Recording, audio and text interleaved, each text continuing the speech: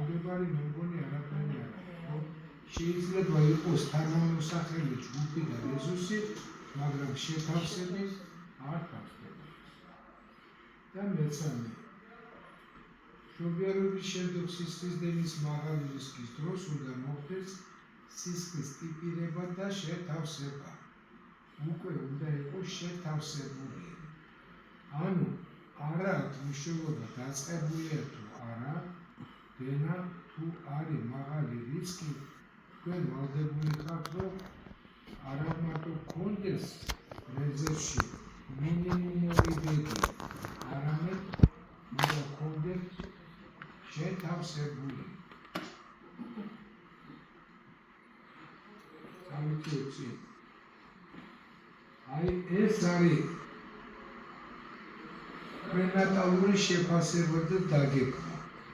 ცოტა ისეთი გრაფიკი გამომივიდა, კარგი არ არის, მაგრამ მინდა გითხრათ, რომ აქა სულ 3 ჯგუფია მოტანილი. პირველი ჯგუფი ეს არის მაპატიეთ ეს დაბალი ჯგუფი, მეორე საშუალო რისკის ჯგუფი და მესამე ეს არის მაღალი რისკის ჯგუფი.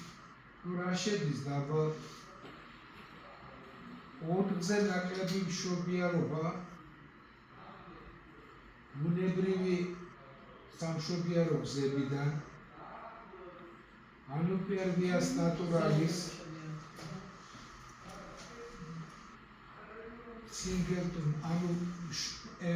single მარტო ერთი ბაყოფით მშობიარობა პერვიას ნატურალის, 2-ზე ნაკლები საკეისრო კვეთა და მშობიარობა, რომელსაც არ ახდა PPH-ი, ხოლო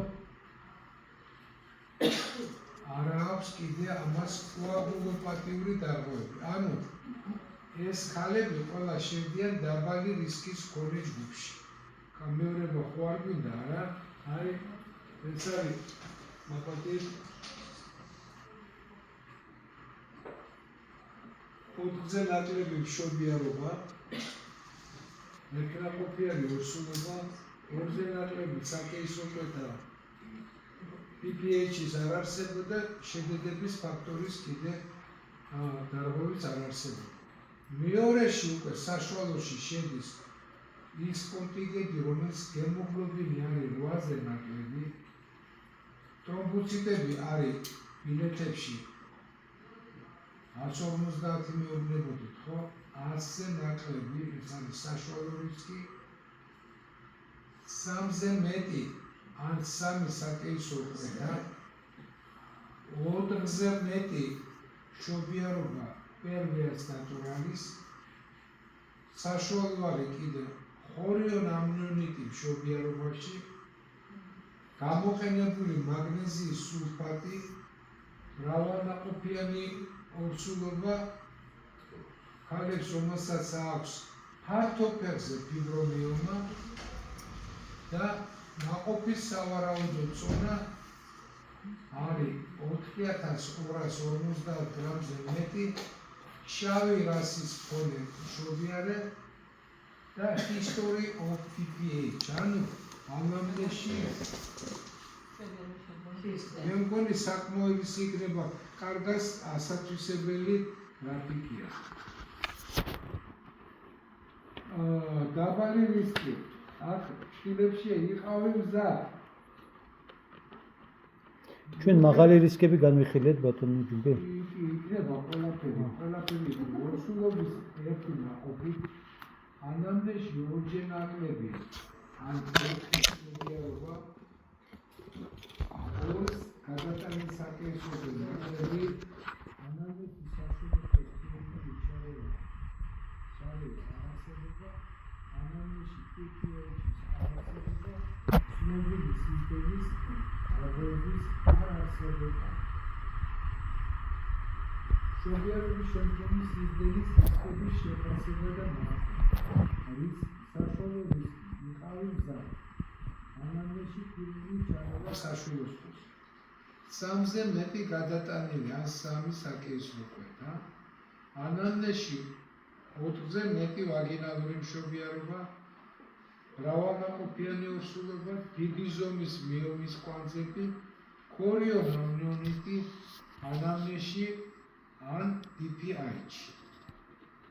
ყოველთვის იცით ხო, რომ როდესაც არის ქორიონ ამნიონიტი, ჩვენ უძახით ანესთეზიოლოგებს.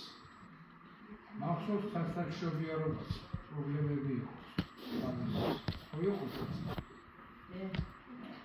იმიტომ რომ ძალიან ხშირად რატო არის იცით? მშობიარობის შემდეგ რეზორბციული ფართობი, რომლითაც შეიწოვება პლაცენტარული ველიდან პროდუქტები, არის 60 კვადრატულ მეტრზე მეტი. წარმოიდგინეთ, რა დონის აგრესია ხდება ქალის ორგანიზმში. რა თქმა უნდა, შეიძლება იყოს სექტიული შოქი.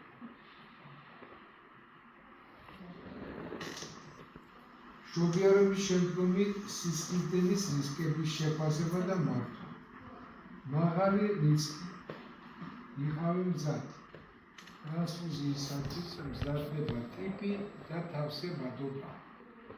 პლაცენტის მიხორცება ან პლაცენტის წინდებარეობა, ან დაბლა მიმაგრებული პლაცენტა, ჰემატოკრიტი, რომელიც ნაკლებია 30%-ზე და სხვა რისკ ფაქტორები, აქტიური სისხლდენა შემოსვლისას, დადგენილი კოაგულოპათიები და თრომბიტების რაოდენობა 1000-ზე მეტი. 100,000-ზე ნაკლები.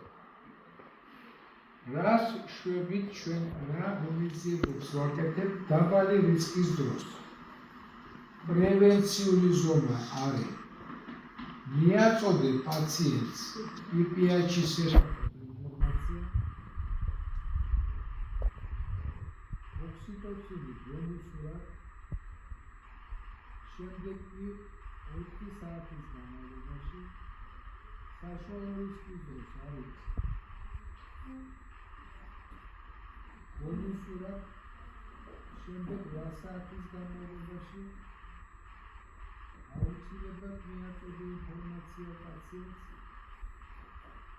მშობიარობის შემდეგ 8 საათი იქარით, შემდეგ მაღალი რისკის შემთხვევაში უნდა მიაწოდე ინფორმაცია პაციენტს DPH-ის და ტრანსფუზიის შესახებ და შეათავსო 4-იან მოთხოვებული სისხლის ჰორმონები.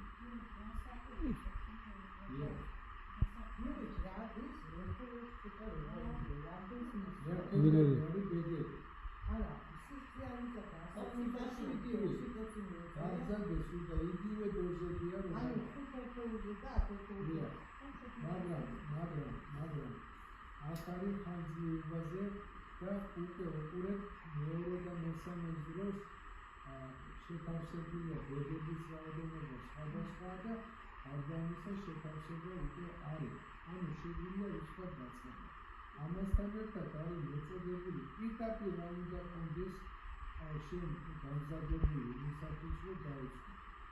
ახლა შეგვიძლია შეაფასოთ ერთადერთი მაშინ ინდივიდუალიზებული და ბანჯოს პირობა და ბაიუტიჩი დავხატეთ კიდევ. ვიქი არის ბანჯოს პირობა, არის ცოტა უფრო მუცლიანი, რატო გამოიყენება მხოლოდ სულებში, მოლოდინებში, რო არ გახდოს საშუალო ის უფრო ფართია და უფრო ესაკულება გამოიყენება. ანუ აქ არის ყველაფერი. იმისათვის, მაგრამ მინდა მიაქცია ყურადღება, რომ ერთ-ერთი არის ინტრავენული მოსაწყობა საჭიროა ნორმალ 14, 18 და 20 კალორის პერიფერიული ვენების აღება. აუცილებლად 1 ლიტრი ვენზელაქტატის ცნარი ინjekციისათვის ინტრავენული ლინი ანუ იგივე 2 ვერტანი ლეიკოპლასტია ისიც საჭიროა.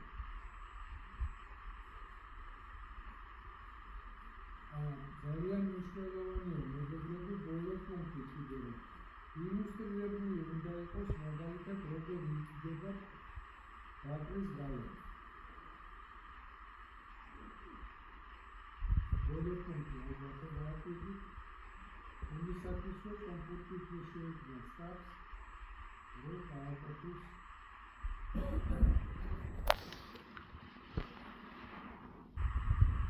შემთხვევი მასალებიდან მოდი გამოვიდეს. Изопросторы, ситуации, моды, да.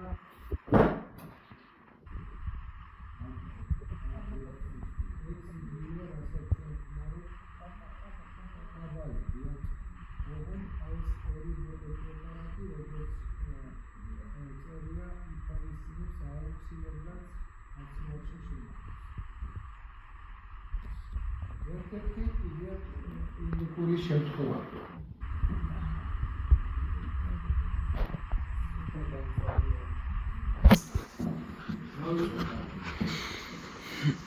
შემოვიდა 18 აგვისტოს გააკვირდით ჩემთვის გაუგებარია ეპიდურალური გაუტკივარება. არ წერია რომ მშობიარობაში. შემდეგ უკვე 10-ში საშვილოსნოს ხელის სრული გახსნა და ჭირთვების დაცემა. ფაქტურად 2 წუთი გაკეთებულია. არა, 2 სუტკა არა, ეს არის 1 საათში. არა, ნორმალურად იყო და 10 კი, გათიანი აკლია, ჩემო კარგო. 10:08. დახედე, საათს მოუყურებ, რიცხვს დახედე. ხო და 10:08 უნდა ეწეროს, აკლია იქ. მიუხედავად იმისა, არ გეკამათებით, მოდი ვთქვათ, არა მშობიარობაში ვაკეთებთ ეპიდურალურ არ ვაკეთებთ, ხო? მაგრამ ამერიკაში კეთდებთ. უყურეთ 19 საათსა და 30 წუთზე საშვილოსნოს ხელის სრული გახსნა, ჭირთვების დაწყება 10 45 წამის განმავლობაში პულსი წნევა ნაბუქის მისცემა ნორმა.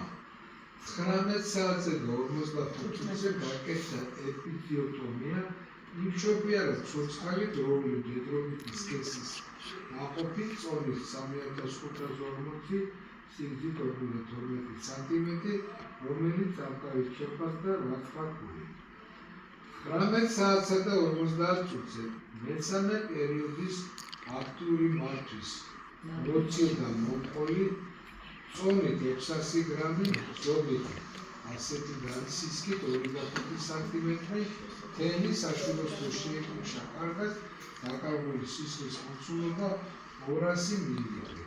ნაწარმოები ეპიდიომიექტომია, საშოს და საშვილოსნოს ხელის დათვალიერება არ ხდება. რას მეტყვით ამაზე? ნორმალურია თუ არა?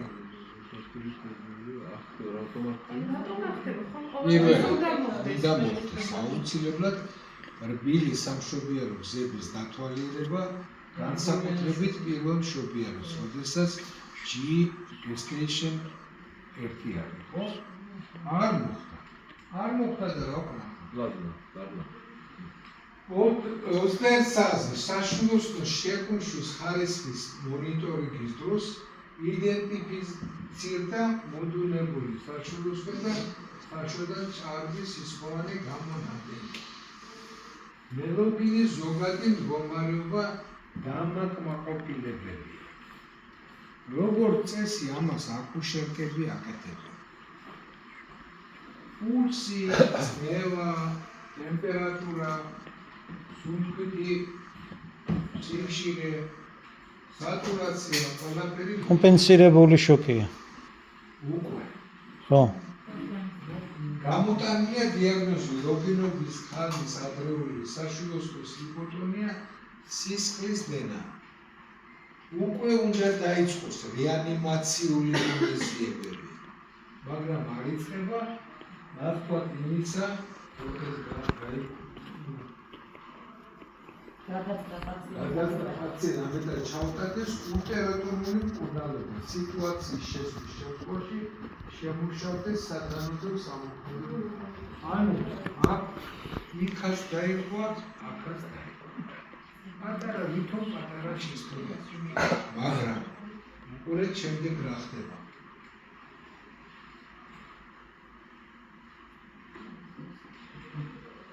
რამდენად ადეკვატურად ჩატარდა PPH-ის პრევენცია? არ ჩატარდა. არ ჩატარდა. აბათეთ აბსოლუტური იგნორირებაა დეანის მიერ. და იმის მიერ. რამდენად დროულად იქნა ამოსწორებული სიზრდენა? არ არის დროულად, ხო? იმიტომ რომ არ არის. რამდენად ადეკვატურად ჩატარდა დედის მონიტორინგი მშობიარობის შემდეგ პერიოდში? არ ჩატარდა. იმიტომ რომ არ ჩატარდა. რამდენად ზუსტად შეფასდა დაკარგული სისხლის მოცულობა მოხდა სისხლისდენის კლასიფიცირება? არა, ერთადერთი რაც გააკეთა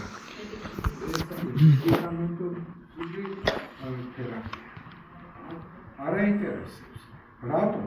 იმიტომ რომ წნევა ნორმალურია. შეიძლება პულსიც ნორმალურია. თუმცა აქ იყო მეთქი. თუმცა ჩვენ უკვე განათლებული ვართ და ვიცით. პულსი შეიძლება არ იყოს აღწერებული და იყოს ნორმალური რაოდენობა.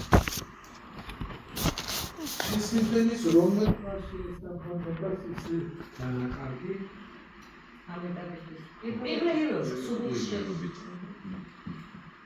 რამდენად დროულად და ადეკვატურად იქნა დაწყებული პირველ სასწრაფო არ არის დაწყებული საერთოდ. ანუ ფაქტურად ყველა კითხვაზე უარყოფითი მერე უკვეს იმ ექიმს რატომ მოხდა ეს? განსაკვირი არის რამე? არც ერთი პუნქტი არ დაეცვა.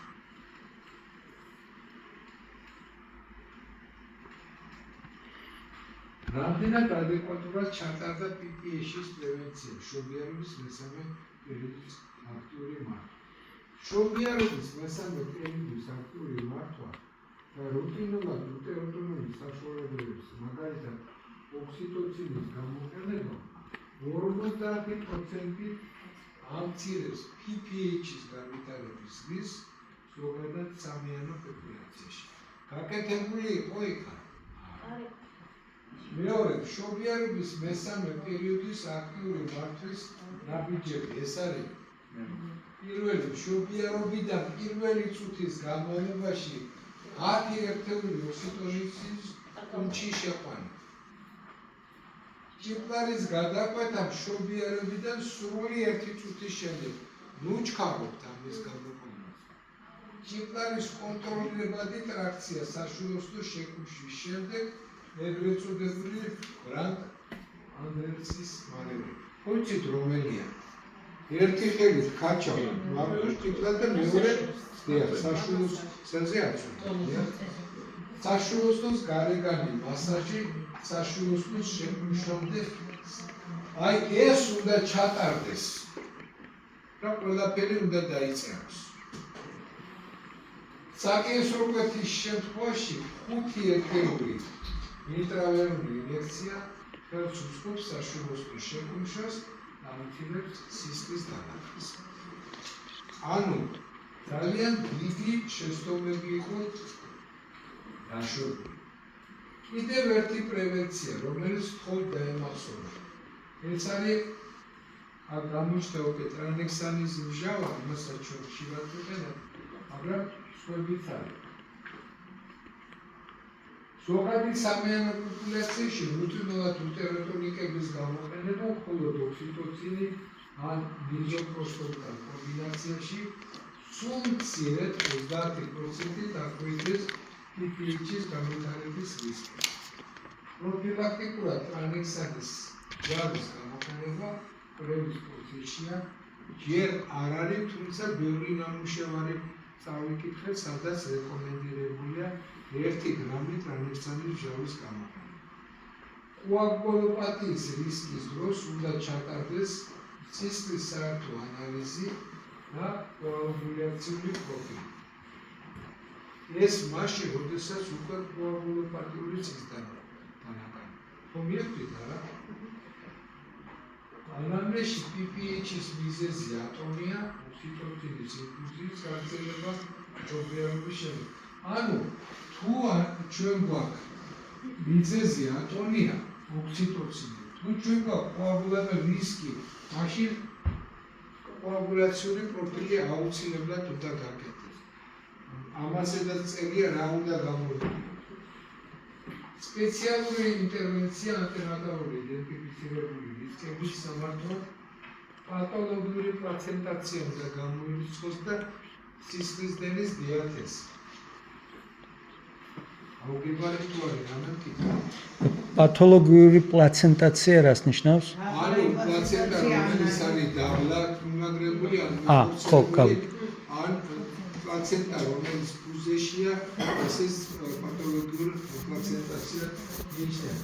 მეგობრებო, სპეციალურად ეს ძალიან დადის ეს კატასტროფა, დადის რაღაც აპარატი იყიდეს, იცეს უზარმაზარი ფული, რამიდა აი ეს არის MACG-ის კოსტუმი, რომელიც კომპრესიას უკეთებს და ფაქტურად ესეთივე კოსტუმი აქვს კოსმონავტებს.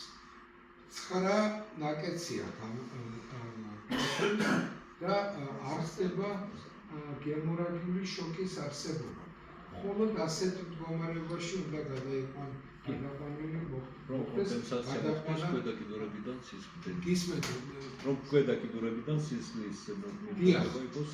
რა ხდება ჩვენ, როდესაც ამას ვაკეთებთ, ხოლმე როცა არის ეხები სავაწელიეთ ხოლმე ხო. დაიმახსოვრეთ, რომ ეს თუ შეხვდით ინტერნეტში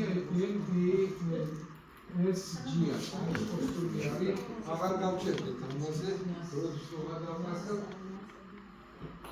კრიტიკული ნაბიჯები PPH-ის მართვას დროს. დეინტეგრაციული 90%-ში ვითარდება მშობიარობიდან 4 საათში. მე ეს კითხვა გქონდა. უკვე განათლებულები ხარ და 4 საათი 90 ანუ თითქმის 100% ხდება პირველ 4 საათში. მეორე საათი.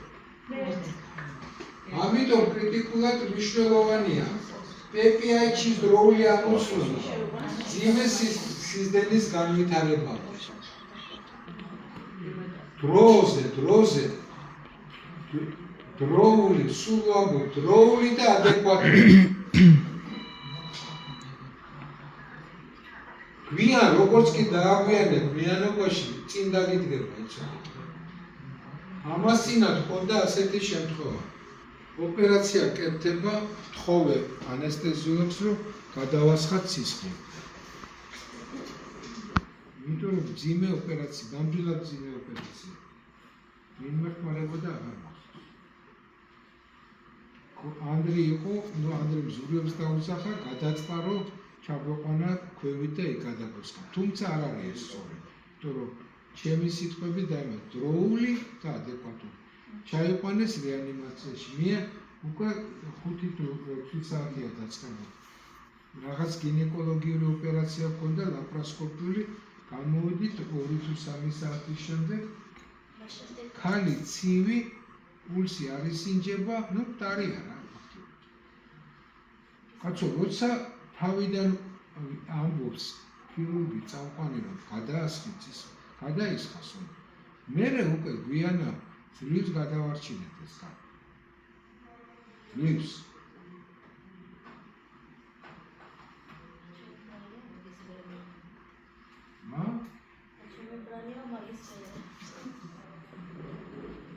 ძველად რა საქმეა? თქვენ ჩაის და გრეხას დებდით. რატო? იგივე ეს კოსტუმია. მიკროცირკულაციას დიახ. როცა მიაგდებ ქალს და რატომღაც პოსტულატი გაერწროლეს ჩვენთან ერთი პერიოდი რეანიმაციაში, რომ ნელა უნდა გადაესხას სისხლი. თუ იმას კოაგულოპათია დაეწყო, მერე გინდა ასხი და გინდა ხორონი იცეკვე, არაფერი არ შორის.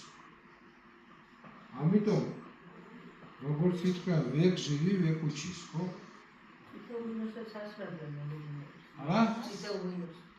Godzilla იცით ამისი? ვეგ ჟივი ვეგ უჩის? Ну как жудроко, так и остается. Ну, Джеральд Фуд говорил, пока ты учишься, ты год живешь. А кто пока Асия. ამიტომ დაკარგული სუსლის მოცულობის ზუსტი შეფასება და ადეკვატური რა თავისებურება აქვს ამ ფუნქციას. ყველა ცდილობს და ეს დიდი ძალისხმევის შემდეგ გამომუშავდება კარგ ექიმებში, რომ პირიქით ზედმეტს ამბობს ზოგჯერ დანაკლს. თუმცა ძირითადად ექიმების 99% ხო ამცირებს სისხლის დანაკლს. ამაზეც ვილაპარაკებთ, როგორ უნდა შეფასდეს ეს სისხლის დანაკარგი, მაგრამ ეს დაემახსოვრა ადეკვატური შეფასება. ჯობია მეტი შეაფასო, ვიდრე არ შეაფასო. სისხლის დენის მიზეზის დადგენა, რატო არის ეს პუნქტი მნიშვნელოვანი?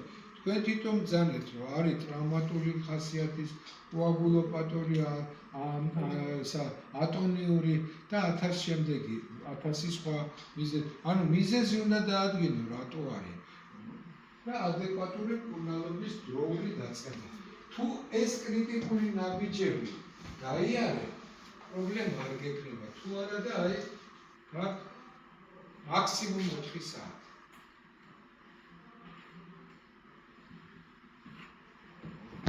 შემდეგი კრიტიკული ნაბიჯებია სისხლის დენის დროული იდენტიფიცირება. ადეკვატური პირველ საწყისის სარეანიმაციო ინტერვენციების დაწყება, ჩარევის მასშტაბის განსაზღვრა, უნდა გვახსოვდეს, რომ მშობიარობის შემდგომი სისხლის დენის სწრაფი დიაგნოსტიკა PPH-ის წარმატებული მართვის მნიშვნელოვან ფაქტორს წარმოადგენს, რადგან ადრეულად დაწყებული ინტერვენციები შესაძლებელია შოკის და პოტენციური ლეტალური ტრიგრადის ჰიპოთერმიის, ჩაი ყველა კი არ გიხარით, აციდოზის და კოაგულაციის განვითარების პრევენცია. ჩვენთან პერიოდი იყო მაპატიეთ გრელკა ვერა ქართული. სათბური. რამდენად ადეკვატურად ჩატარდა დედის მონიტორინგი, ადეკვატური რას მოიცავს? სისხლის დენის დროული ამოცნობა შესაძლებელია მშობიარობის შემდგომი პერიოდის მიმდინარეობის ადეკვატური მონიტორინგი. საშვილოსნოს ტონუსის ზოლის შეკუმშვის ხარისხის შეფასება მშობიარობიდან პირველი 24 წლის განმავლობაში საშვილოსნოს გარეგანი მასაჟი. რამდენი სახის შეიძლება იყოს ატონი? ამიტომ თხოვთ ამას ვაკეთებთ, უთავბოლოდ მივაკეთებთ და გააკეთებთ ტვინი. რატო? ამას ცოტა მოგვიანებითაც ჩავწერეთ სპეციალურად. ორი სახის, რომელიც პასუხობს ღონისძიებებზე და რომელიც არ პასუხობს ღონისძიებებზე. არა არის დიფუზორი, რომელიც მოიცავს თელი საშუალოს მონიტორინგი. არის ქვედა სეგმენტში, როდესაც არის ფრაქციულად, როცა ფუძებ კარგია, შენ ადებ ხელს და გონია, რომ პრივია საშუალოსნო, მაგრამ სისხლის დენა გრძელდება. ამიტომ ორი სახეობისა დადებას უნდა უკვე ნეტიკუტი და მახაბაცარი მეგობრებს. ყოველ 15 წუთში ერთხელ მშობიარობიდან 2 საათის განმავლობაში. არა მარტო ფუძეს უნდა დაადო, არამედ ქვედა სეგმენტსაც. ანუ გოქმეს ძელი. გასაგებია თუ არა, თუ გოქმეს ძელი დაადე ფრაქციული და მოდის სისხლი, მაშინ არის ფრაქციული. ჩაიხედეთ თებუში თუ არაკეთებ. ვიცი რა. ყოველ 15 წუთში ერთხელ შორბიარებიდან 2 საათის განმავლობაში. რაც არ ქონდა მოკასტა. მოგაგიგვებდა. მეორე, მესამე და მეოთხე საათის ბოლოს. რატომ მოკლა BMC-ში? იმიტომ რომ გარდადიო. მე არც მე რამდენჯერ მივიყევი მოსკოვში. მეათე სამშობიაროში. მატრაცები იყო ის დილა შეამჩნია რებია კალმარო იქედან ცისმის და ეს ხარი ძილში დაიპარა. ანუ თუ მოხდება 2 საათის განმავლობაში ესეთი მონიტორინგი ამას ჩვენ არ მივიღებთ. შემდეგი იგი რა აიღეთ და უყოდ ყოველ 2 საათში ერთხელ პირველი 24 საათის განმავლობაში ერთი სასიცოცხლო ნიშნების და მდგომარეობის შეფასება ყველა 15 წუთში ერთხელ დაკარგული სისხლის რაოდენობის შეფასება. პაციენტის მონიტორინგში შედის ბედის მჭიდრო მონიტორინგი უნდა ხდებოდეს პაციენტის საწოლთან. მონიტორინგის ჩატარება პირდაპირია ინტერვენციის აგრესიულობის განსაზღვრის მიზნით. სასიცოცხლო ნიშნებია. რა არის? პულსი, სუნთქვა, ჟანგბადის პერიფერიული სატურაცია. დიურიზის მონიტორინგი რუტინულად 15 წუთში ერთხელ სისხლდრო წუთში ერთხელ. არ წერია თუ დააკვირდით გემოგლობინი გამისაზღვრე ერთი ჟუჟუნა მოდი გემოგლობინი განსაზღვრე. რას გასწრებთ გემოგლობინი? ეს არა განსაზღვრული. ანუ აუცილებლად ეს სამი მონაცემი შემდეგ ჰიპოვალემიის ნიშნები თუ არის უკვე საკმაოდ გამოხატულია. თუ გახსოვს 15%-ზე მეტი თუ არის სასიცოცხლო მნიშვნელოვანი პარამეტრები. დიახ. სატურაცია განპირობებული მოცულობის მოცულობის დაკვრილებიდან ჰემოგლობინის კონცენტრაციის დაცემით.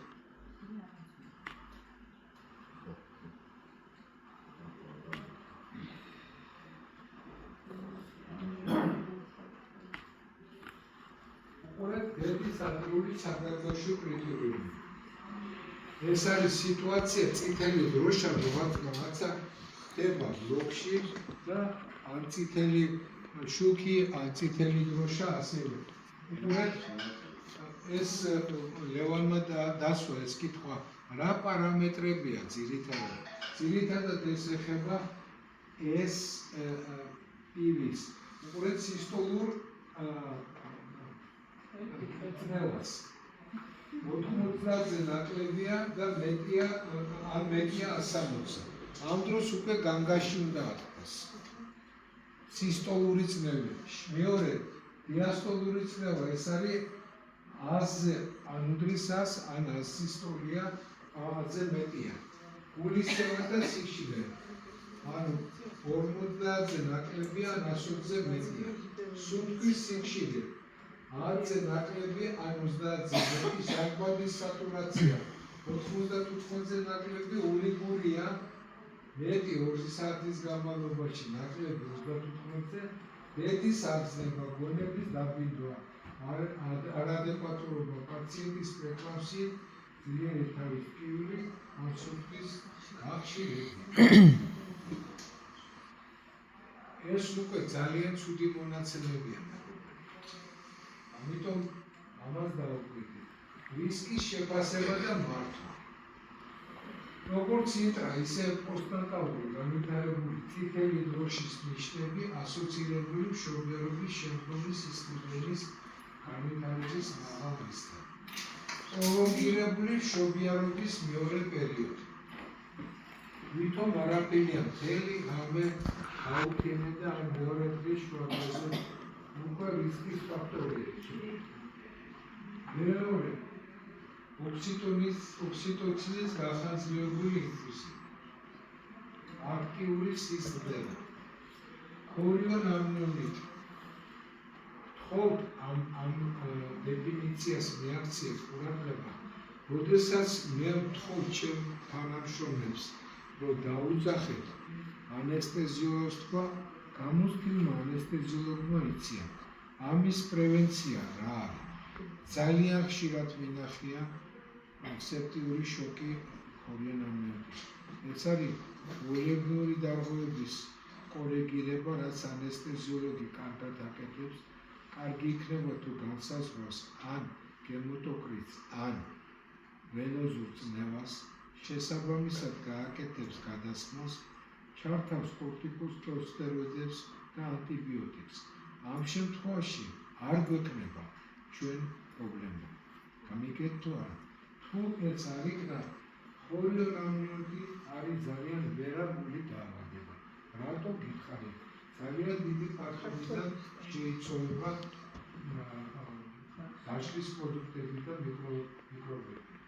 ასისტირებული ვაგინალური მშობიერება, ვაკუუმ ასპირაცია, სამიანო ნაშები, გადავდებელი საქმის უყვეთა, პლაცენტის ნაწილების ჩარჩენა. აქ ალბათ მოგებარი ადგილია.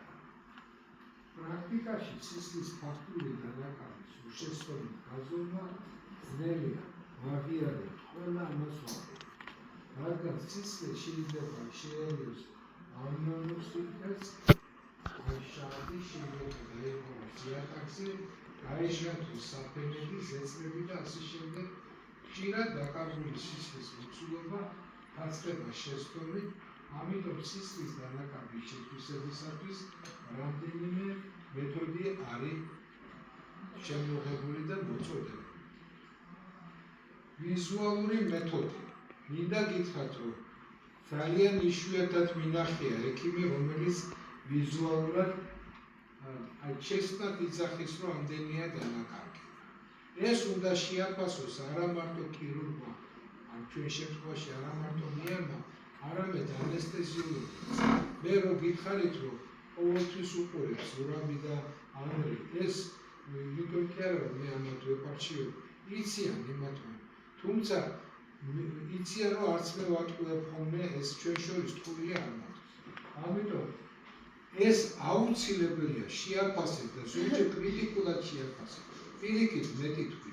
მეტი ვალდებულება ანესთეზიოლოგის მხრიდან ამ შემთხვევაში. იმიტომ მან უნდა ჩაატაროს ის რეანიმაციული ღონისძიება. შეიძლება ის არ აისახა, მაგრამ უნდა ვალდებულია რომ გააკეთოს. მაგალითად, ეგრეთ წოდებული პოსტერს, რომელიც კორელირებს სპეციფიური ზედაპირას, მაგალითად, ქალის საფენი, ზეწარი, სპონჯი, ეს არის რუბელი, გურკა, რუსულად. გაჩენილი სისხლის ზომისა და დაკარგული სისხლის მოცულობის შორის, რომელიც შეიცვალება ამ ზედაპირთან. მშობიარობის შემდგომი სისხლის დანაკარგის ვიზუალური შეფასება არაზუსტია, მნიშვნელოვანია სისხლის დანაკარგის ვიზუალურ შეფასებასთან ერთად გაითვალისწინოს კლინიკური ნიშნები და სიმპტომები. თუმცა ეს შეიძლება არ იყოს. გამიგეთ თუ არა? აქ მინდა გაჩვენოთ, აი ვიზუალური შეფასება. როგორ შეაფასებდით, რომ არ იყოს ეს ქვევით ნიშნები? ეს მანიკენია დაუშვათ. აქ რამდენია დანაკარგი? წერია მაქვს. ბევრია. ძალიან ბევრია, ამიტომ და ბატონო ჯუმბერ მაგ წერია ლიტრი და ესე რო შეხედავ თითქოს მეტიც არა, მასე გავაკეთე ზუსტად მაგაზარეს ვიზუალიზირება რომ გააქციო ასე იატაკზე. ხო. ეგრევე იქნება ვედრო და სიმართლეში იქნება ამასთან ერთად მოდით რა ცოტა მოიწმინეთ. დღეს არსებობს მობილური ტელეფონით სისხლის დაკარგვის გაზომვის შესაძლებლობა. ანუ მობილური ტელეფონზე სპეციალური პროგრამაა. მე ვერ გეტყვით რამდენად ზუსტია, თუმცა ლიტერატურაში up to date-ში ამბობს, რომ მანდ-მაინც ზუსტი არ არის. მაგრამ ეს პროგრამა მე არა ვიცოდი. თუმცა მოძიება შეიძლება აიფონებში. ხო, ბევრი რამეა. iPhone-ებში. iPhone-ებში არის, იმიტომ რომ როდესაც ისრაელიდან ჩამოვიდა ნატოს სადოქტოროს დაცვის დროს რესტორანში ერთად ვიყავით და სხვათა შორის არ ვიცოდი მე ვიჯექით ვლაპარაკობდი და 9 საათამდე შვილიშვილთან ერთად იყო ნორმალურად ვილაპარაკეთ, ძალიან კარგი კაცია დევიდი. 9 საათზე მითხარო ბატონო ჯუმბერო, ჩემთან აქ ჩემი არ გაჩერება, ჩემი ჯანმრთელობისთვის არის საშიში. მე თქვი ვიღაცა მან ხელი და მე ვნახარო ტელეფონზე თურმე iPhone-ს ქონია დეციბელების გიჟური მუსიკაა ესე თუ. აჰა. ხო, წერს. კი. უთხარი ადმინისტრაცია ასეთი არ ვიცი მე ვთქვა და 2017 წელს არის ეს კანონი მიღებული მაურის შესახებ კანონი, მაგრამ მონასტრებს ეს კანონი. ისევია აქაც. ანუ მაგრამ მნიშვნელოვანია და დაიმახსოვრეთ, გიპერდიაგნოსტიკა ჯობია ამ შემთხვევაში ვიდრე არ დიაგნოსტიკება. გამიგეთ თუ არა? ამიტომ რა მეთოდს გამოვიყენებთ ეს ჩვენია. აი ეს მეთოდები, რომელიც ძირითადად დღეს სოფლიოში გამოიყენება. ეს არის გრავიმეტრიული მეთოდი, სისხლის გაშლილი მასალა, ტოტალური წვნის განსაზღვრა და შემდეგ მშრალი მასალის წონის გამოყენება. წონებს შორის სხვაობა გრამებში შეესაბამება დაკარგული სისხლის რაოდენობა, სტომილება არის დაახლოებით 15%. ეზარებათ ეს, მაგრამ არ აკეთებენ. უფრო ხშირად აკეთებენ ვოლუმეტრიულ მეთოდს, ანუ დარწყავენ, მაგრამ გაითვალისწინეთ, რომ შეიძლება იყოს 50-ზე მეტი პროცენტი გაშხენთილი. კოლომეტრიული სმარტფონის აპლიკაციით რაც გითხარით. უპირატესობა სისხლის დაკარგული სითხის რაოდენობრივი განსაზღვრა ნიშნება ვიზუალიზაციასთან შეფარდებით ვიზუალიზაცია. ანუ ეს უნდა რაღაცნაირად ისწავლოს მეალმა ქირურგმა, რომ ადეკვატურად შეაფასოს.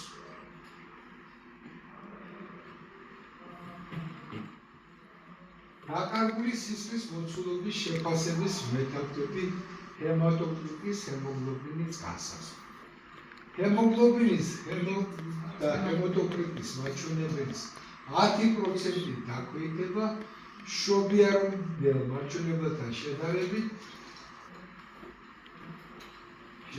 თან შედარება ადასტურებს სისხლის დენის დიაგნოზს.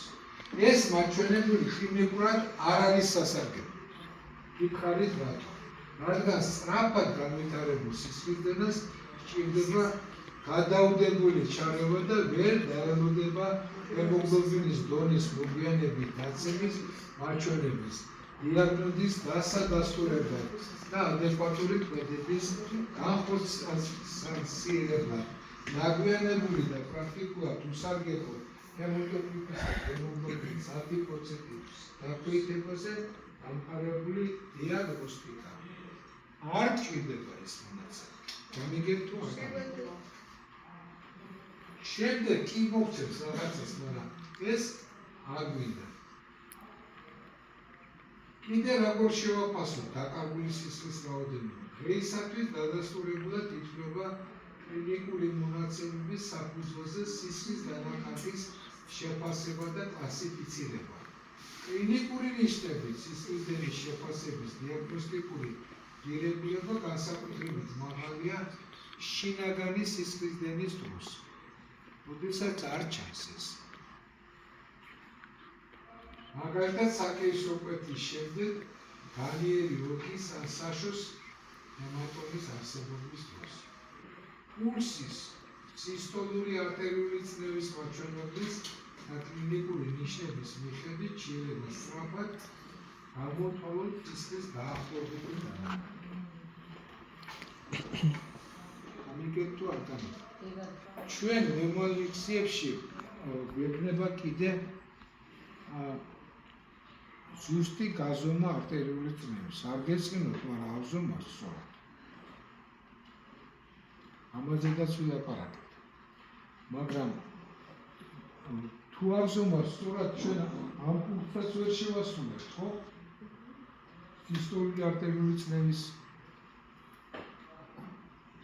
ხო ვერ შევასრულებთ? დაკარგული სისხლის მოცულობის შეფასება კლინიკური ნიშნები. ნუ აქ ნახულობთ, რამდენია აქ არის. პირველი სუბუქი, ზომიერი, ჭარბი და მძიმე. სუბუქი არის 15%-მდე საერთო სისხლის რაოდენობის დაკარგვა, ზომიერი 30%-მდე, ჭარბი მეჟორი 30-დან 40%-მდე და მძიმე 40%-ის ზემოთ. და შესაბამისად წერია რამდენია პულსი, რამდენია ცენტრალური ნერვული სრულშეობა, რამდენია არტერიული წნევა და ასე შემდეგ. ნუ აქ ნახავთ, რომ როდესაც უკვე ძირითადი მაინც ეგრეთ წოდებული ეს არის უკვე მაინც უნდა მივაქციოთ აი ამას. უკვე აქ ნახეთ ნაკლებია უკვე აქ მეტია ასე, მაგრამ აქ ნაკლებია პულსი მაინც აქ პირველი სიგნალი გამოჩნდა. ამიგეთ მაგრამ აქ უკვე გვიანა არის ინჯება პულსის სუსტი ძილათი ფაქტიურად აქ შოკური მდგომარეობა მაქვს.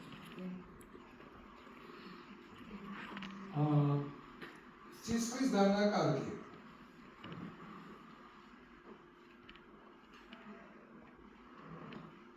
რასთან კოლერირებს. ანუ 10-დან 15%-ის დანაკარგი პროცენტებში ეს. ანუ ეს შეიძლება 500-დან 1000 მილilitrამდე იწვევს systolic blood pressure-ს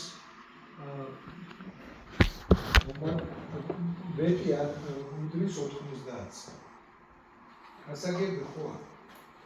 აქვე არის რომ გულისცემა და სიხშირის მოყვა, თავგულსხმობა, გულისცემის უმნიშვნელო მატება არ მისი არ არსებობს.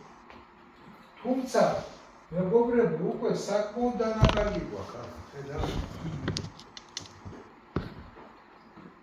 შემდეგი 15-დან 25%-მდე რაოდენობრივად ეს არის 1000-დან 1500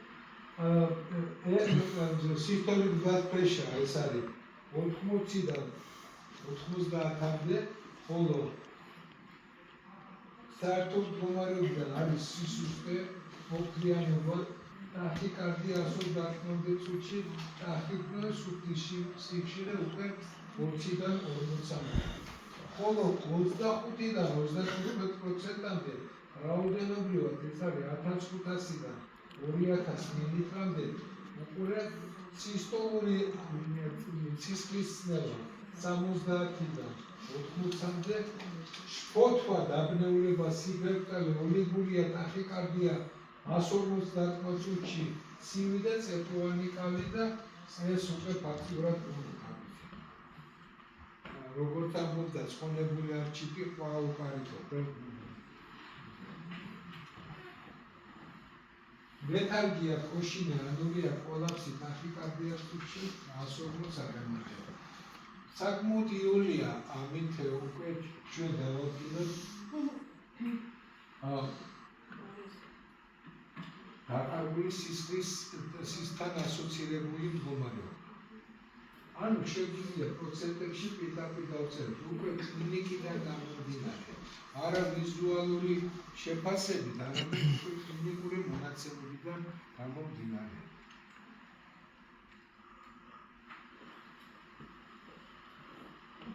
ძალიან რთული შესაძლებელია, მეგობრებო, თუ არ აქვს კარგი სტაფი, განსაკუთრებით პოსტოპერაციული ან მაგალითად დათოს გამშობიარები შარშამწინიყო გარგუასთან.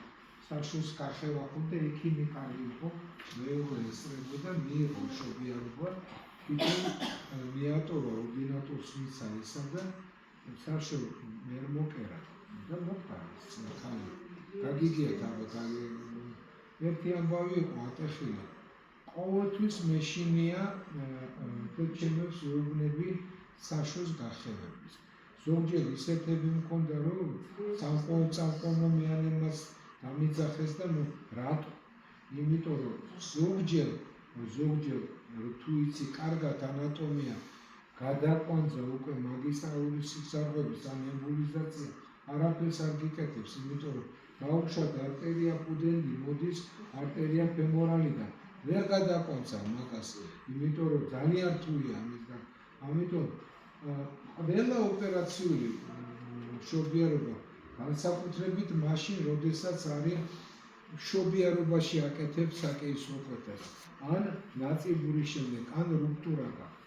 აი იმ თუთში ვატყობ, იცის ამ კაცმა მეანობა თუ ის არის ერთი ასე აკეთე და აღდები. რატომ? იმიტომ რომ ამოყავს ეს ბავშვი იხევა საშოს თაღები, გამიგეთ. არ უნდა გააკეთო ბლაგვიწესი. მოღუნული მაგრატვით უნდა მიმართული განაკვეთი გააკეთო.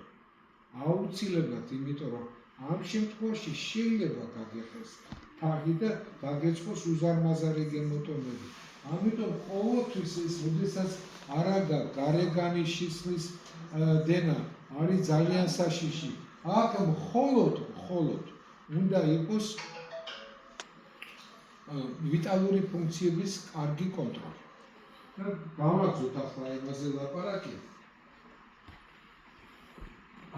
როდესაც გვაქვს ჩვენ გარეგანი კარგოთერაპიული კომპენსირებული არა კომპენსირებული შოკის სურათი, შემთხვევაში განხილული უნდა იყოს შინაგანი სისხლის რა იყო ზურიკო? რამე შეგვირან? სისხლის შინაგანი არსებობა. რა არის ესე იგი, გვაქვს შოკის სურათი, გარედან არ აქვს გამონადენი, მაგრამ არ უნდა ავტეხოთ გაგაში. ადგილზე ულტრასონოგრაფიული უნდა შეფასდეს ტრამით გამოწვეული სისხლის დენა. აქვე მინდა გითხრათ, რეტროპერიტონეულ გემატომებს ძალიან ცუდად ხედავს ექსპერტი, რომელიც აკეთებს ამას. მithumetes ლოგინობის ხანაში ყოველთვის გადიდებულია საშუალო და ეს არის ძალიან ცუდი. ამიტომ ძირითადად მაინც მოვეყოლებით ჩვენ ეხოსკოპიას და დავაყენოთ კლინიკას. შესაძლებელია მუსლის გუშის სითხის იდენტიფიცირება, თუ არის მუსლის გუში, მაგრამ არა რეტროპერიტონეა. დაბალ მძნობიარე ტესტია და შესაძლებელია გახდეს ინტერვენციების გახორციელების და გადავადების მიზეზი, რაც შესაძლებელია სისხლისათვის საშიში იყოს. ამიტომ უპირატესობა ენიჭება კლინიკურ ნიშნებს. გაურესების ხილული სისხლის დენის გარეშე, ეს არის ტახიკარდია, ჰიპოტონია, მუცლის ზომაში მატება, მენტალური სტატუსის შეცვლა. აქ გაუგებარი მე მგონი არაფერი არა. სიმძიმის კლასიფიკაცია, რამდენი დაიკარგა სისხლი. არტერიული წნევის მნიშვნელოვანი დაქვეითება წარმოადგენს და ასოცირებულია როგორც EPH-ის მოგვიანებითი ნიშანი და არ გამოვლინება სანამ სისხლის დანაკარგი არ მიაღწევს 1500 მილიწზე მეტს ანტონია. აქაც უნდა გაითვალისწინოთ ერთი. ძირითადად ეცემა სისტოლიკ blood pressure, ანუ სისტოლური არტერიული წნევა. ოღონდ თვითონ უნდა გაზომოთ რა. ნუენდებით ერთას და ნუხა არ შეიძლება პროფესორობა. ჰემოგლობინ და ჰემატოკრიტის მაჩვენებელი არ წარმოადგენს ზიმოსისხლდენის სარწმუნო ინდიკატორს, რადგან მათი დაქვეითება ვითარდება სისხლის დენის შემდეგ მოგვიანებით, ზოგჯერ რამდენიმე საათის შემდეგ. გასაგებია თუ არა? განსაკუთრებით ეს თუ ეხება ნელა მასიურ სისტემას, არამედ როცა ნელა ჟობას. ნიბრენ აი აქ მინდა გთხოვოთ. ამას საქართველოში არ აკეთებენ. ფიბრინოგენის დაბალი მაჩვენებელი 200-ზე ნაკლები წარმოადგენს ძიმე PPH-ის პროგნოსტიკურ მარკერს და სისხლის პროდუქტების მრავალი ერთეულის გადასხმის ჩვენებას. საერთოდ თუ არის ფიბრინოგენი დაბალი, რა არის ფიბრინოგენი? ეს არის ძაფები, ნიცი, которые დიახ. უნდა გამოიყენოთ თქვენ ფიბრინოგენის გადასხმა. როგორ კეთდება ფიბრინოგენი? იცით? ეს არის ხვნილი, რომელიც პლაზმიდან კეთდება. სტერილურ სითხეში და შეკავთ მერე ვენაში წვეთობრივად. საქართველოში არ კეთდება არც მაგი, არც კრიოპრეცეპტატი. მარაზმია ხო? მარაზმია. თუმცა რამდენჯერ ვთხოვ მე ჩემს ხათუნას ბარაბაძეს ცნობისათვის ის ჩვენი აფთიაქის გამგე ძალიან დიდი გოგოა, მაგრამ ვერ მოვიძიე. ამასინა თურქეთში ვთხოვე და დამოგიზავნითო გითხეს, მაგრამ ბოლოს აღარ ისის დაიკარგა და მეც. მაგრამ უნდა ვქონდეს, იმიტომ რომ დაიმახსოვრეთ ამის დაბალი მაჩვენებელი უკვე ძალიან ცუდი პროგნოზული მაჩვენებელია. ძიმე PPH-ის პროგნოსტიკური მარკერს და სისხლის პროდუქტების მრავალი ერთეულის გადასხმა. რეკომენდებული ფიბრინოგენის დონის შენარჩუნება მოიყოს 300-ზე მაღალი. გამიგებთ რა?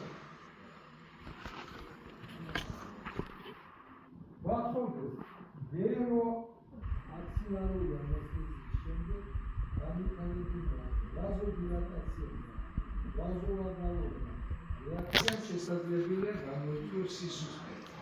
გულის წასვლა, სინკოპე, ტახიკარდია და ჰიპოტენზია, მაგრამ ეს ცვლილებები როგორც წესი მშობიარობის შემდეგ არ ყალიბდება. ამ შემთხვევაში არ შეიძლება მორფინის გამოყენება. კატეგორიულად ეს ამას მელევი. იშვიათად ვითარდება მშობიარობის შემდეგ, როგორც გითხარით, ისინი სწრაფად გამოსწორდება და ძირითადად უსაფრთხოა. არ ვითარდება თუ მშობიარობამდე ქალს ჰქონდა ნორმალური ჰემოდინამიკური მაჩვენებლები. გამიგეთ, ესეც ძალიან მნიშვნელოვანი ფაქტია.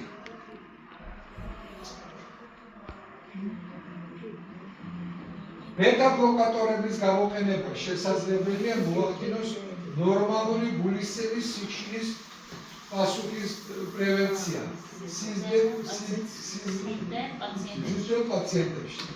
ანალგეტიკებით მორფინით გამოწვეულმა ჰისტამინის გამოთავისუფლებამ შესაძლებელია გამოიწვიოს პერიფერიული ვაზოდილატაცია და კომპენსატორული შოკის დესტაბილიზაცია. ბატონო, ესში იყო ხო? ანუ გართული. ბევრი აკეთებს მაგას. სხვათა შორის ძალიან დიდი შესწავლა. ეს ძირითადად ანესთეზიოლოგებს ეკუთვნის. ის შედეგად უეცრად ვითარდება ჰემოდინამიკური. არა, მე არა მაქვს ჩვენი ხედველობაში. ისედაც ხვასია ლიტერატურაში აღწერილია მაგალითად, როდესაც ვაკეთებთ პლაცენტა პერპეტის შესახებ, მაგალითად რამდენიმე ათეული შემთხვევა ისრაელში გაკეთებული რეგიონალური. თუმცა ჩვენც ვისხავთ ზურიკო აგერდამე, როდესაც მე მეკითხებიან რამდენი გვექნება დანაკარგი, რამე თუ იყოს გადავალთ მერე საერთო ანესთეზიაზე. ისე ყოველთვის ჯობია რეგიონალური ანესთეზია. მეგობრებო, მაგრამ ვიკავს გვერდში, აი ამ დაზვერვაში ვიკავს. არის რონეტანკი წამოსული თუ ვიღაცა ამას ძალიან დიდი მნიშვნელობა აქვს. ხო, ეს არის ძალიან რთულია რა.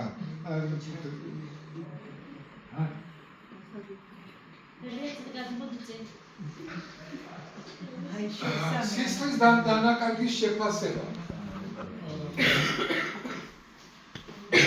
უბრალოდ არ არის ისევე იმ შემთხვევიდან არის სისხლის დენის დანაკარგის შეფასება 10-15%, 1000 მილიმეტრი. კლინიკური სიმპტომები არ არის აღწერილი. ვიზუალურად სისხლის დანაკარგი 500-550. მოცირკულირებული სისხლის მოცულობის ადეკვატური აღდგენა ან შენარჩუნება სასიცოცხლო ორგანოების ჰიპოპერფუზიის პრევენციის მიზნით. მეგობრებო, დავიღალე რა. ისი გთხოვთ მეც სულის ადეკვატური ოქსიგენაციის აღდგენა და შენარჩუნება, კოაგულოპათიის გამოსწორება, რევერსია ან პრევენცია PPH-ის სამიანო მიზეზის სამი. ეს არის ძალიან მნიშვნელოვანი, რომელიც უნდა აღუცემდეს იმ წუთში სარეანიმაციო ღონისძიებების დაწყებასთან ერთად.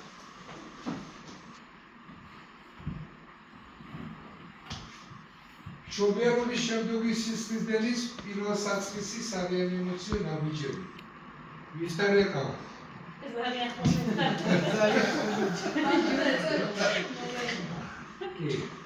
მოითხოვე დახმარება და შეატყობია ჰემორაგიული სამიანო გულის. გააგრძელეს სასიცოცხლო ნიშნების მონიტორინგი და დაკარგული სისხლის მოცულების შეფასება. PPH-ის ყველა შემთხვევაში ორივე იდაყვის ვენაში ჩადგმა 14-16 ჯის ინტრავენული კათეტერი. ანესთეზისტები და ანესთეზიოლოგები.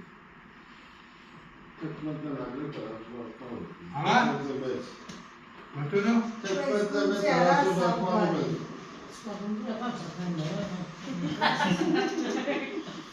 მუზუნაყავი ინტრავენული მიდგომა 14-16 ზომის კათეტერით. დაიწყეს საშვილოსნოს აგრესიული მასაჟი. ოქსიგენაცია 10-15 ლიტრი წუთში. ჩარდის ბუშტის კათეტერიზაცია.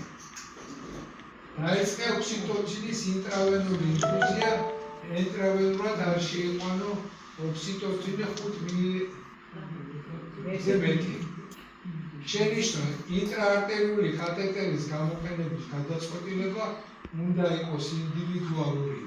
მშობიარობის შემდგომი სისხლისდენის ჰემორაგიული სამიანო გუნდი რასაკეთებს? მიანები, ანესთეზიოლოგები, ბებიაქალები, ანესთეზიოლოგთა ექნები, ჰემატოლოგი, სისხლის ბანკის სპეციალისტი, ლაბორანტი, ქირურგიული სუბსპეციალისტები, სისხლძარღვთა ქირურგი, უროლოგი, საჭიროების ინტერვენციული რადიოლოგია. ეს ემბოლიზაცია გვახსოვდეს, ამ სპეციალისტის მუშაობა უხდება დიდი სტრესის პირობებში და დროის სიმცირის პირობებში. ამიტომ ძალიან მნიშვნელოვანია, რომ ისინი წინასწარ დატრენინგებული იყვნენ, თუ როგორ უნდა იმყოფებოდნენ და ურთიერთობთან ერთად. და ამ დაუმატებითი ჰქონდეთ კარგი შესაბამისი ანაზღაურება. და 50 ლარი, ხო? ეს ისე ხუმრობისთვის. შემდეგი სარიანი ერთი წუთი, მეგობრებო, ეს ყველაფერი ნაბიჯები ზედმიწევრით უნდა გაკეთდეს. შემდეგი ღონისძიება დადგენილია, რომ 30%-ის ესეც იყო კითხვებში. არაკომპენსირებული დანაკარგის სასიკვდილო. მაშინ როცა თირკმლის ფუნქცია 85%, ღვიძლის ფუნქცია 75%, ერითროციტების მხოლოდ 75 დეფიციტი არის სიცოცხლეების საფუძველი. ანუ თქვენ ნუ ვცდილობთ უცბად ერმასის გადასხმას. მაპატი ხო? მაგრამ უნდა დაიწყოთ არაპლაზმით, კრისტალოიდები. ამასაც ვიტყვი მე და კიდე მილიონი საქმეა. ძალზე მნიშვნელოვანია, რომ მშობიარობის შემდგომი სისხლისდენის მიზეზის დადგენამდე პირველ სასწრაფო სარეანიმაციო ღონისძიების და ინტერვენციების განხორციელება, რომელთა განსაკუთრებით მნიშვნელოვანია მოცირკული სისხლის მოცულობის შემცირება. ზოგი, როდესაც არ არის პროფესიონალი, პირდაღებული გიყურებს უძახი. უძახი, იმიტომ რომ მე პრევენციას ვაკეთებ გართულების ამას გონია თუ პულსი კარგია და წნევა კარგია, რომ რატო და მე ისეთი მოვაგეთ თვითონ ადალჟინიას გიკეთებს. მეგობრებო, წინა სლაიდში ნახეთ, ისეთივე პასუხისგებელია. მე შენ დაგიძახე, როცა ამ დედაკაცს ჰქონდა კარგი ვიტალური მონაცემები, ხო? ვინ უნდა აკონტროლოს ვიტალური მონაცემები? რა თქმა უნდა.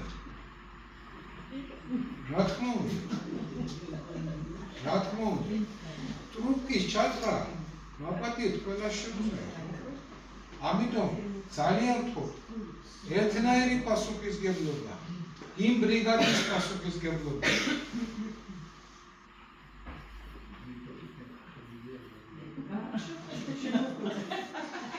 პირველ საწყისი სავინაცო ღონისძიება გრძელდება, მეგობრებო, ძალიან ვთქვით რა. მოცირკული სისხლის მოცულობის შევსება. მიზანი სასიცოცხლო ორგანიზმის ჰიპოპერფუზიის პრევენცია. ამის საჭიროა დიდი დიამეტრის ვენური კათეტერი, იდეალში 14-ის გამოყენება. გითხარით მე, ერთ ანესთეზიოლოგს მიოცი შეცდომა, მითხრა ორ ვენაში ვასხამო. აბატონო პასუხი. რადგან დროის ერთ და იმავე მონაკვეთის განმავლობაში ამ დიამეტრის კათეტერში გადის სითხის ორჯერ მეტი რაოდენობა, ვიდრე 18 ჯის კათეტერში. უკვე 18 ჯის კათეტერში 1000 მილის დასვლა სჭირდება 30 წუთი. 16 ჯის მხოლოდ 18 წუთი და 14 ჯის მხოლოდ 9 წუთი. ორი კი არა, 3 ჩადგიდა, თუ გინდა 4. აკეთებ შენ ამის კომპენსაციას. არ აკეთებ, ხო? ანუ არ იცი ეს ამ.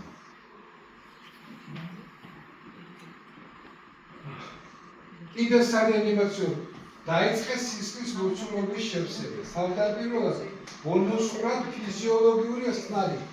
1:3 პროპორციით.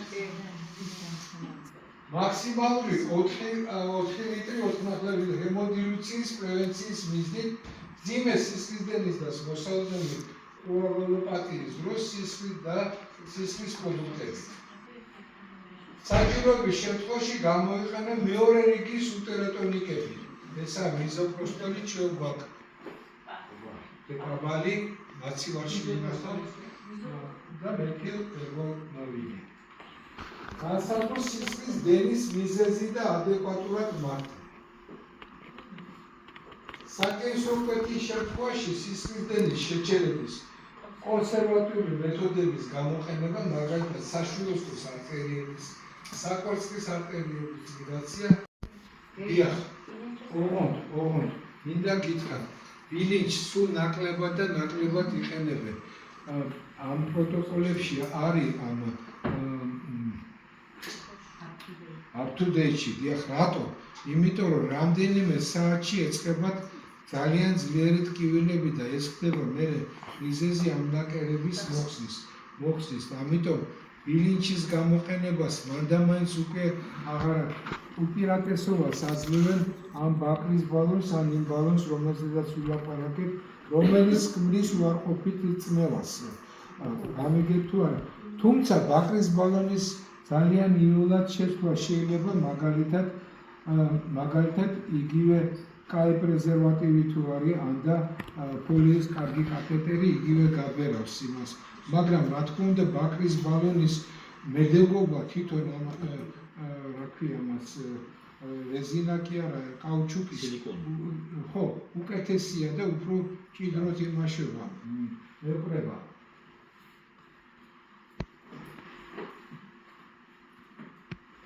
ხო, ამაზე ვილაპარაკებ. კიდე რა მინდოდა იყო? ხო, რაც შეეხება არტერიების გადაკვეთას. ამაზე და ჩვენ საკმაოდ დიდი გამოცდილება გვაქვს. ქონდა 18 წლის გოგოს ოზურგეთიდან როგორც კი ჩამოვედი, რამდენიმე თვეში ვიყავი თავარი გინეკოლოგი, 14 წელი ვიყავი მოკვდი, ხან იქ ვიყავი, ხან აქ. ხშირად ვაკეთებდი ხოლმე მაშინ. რამდენჯერმე გაკეთებული კეტიმელოს მამასთან ერთად. მაშინ აქ ვშოვდა ძიმე შემთხვევა იყო ჩაკში გავაკეთეთ რეთი ჯობია, როდესაც ჩემთვის მაგის გაკეთება პრობლემა არ არის, მაგრამ როდესაც არ კეთდება ლაპაროტომია თუ სისხლძარღვთა ქირურგები რეტროპერიტონიალურად შედიან და იკვანძება აქ ოღონდ ერთი შეცდომა მაპატიებ უნდა გადაიკვაცოს ორივე მხარეს აუცილებლად. თუმცა ამ ოპერაციასაც თავისი გართულებები აქვს, ზოგჯერ სწორი ნაწყავის გამოარდნა და ასე შემდეგ. ჩვენ გვაქვს ამის გამოცდილება და იცის რომ იაკების გადაყვანვის შემდეგ ან არტერიაუტერინების მერე მოვიდა ფერმზიმად საგვარები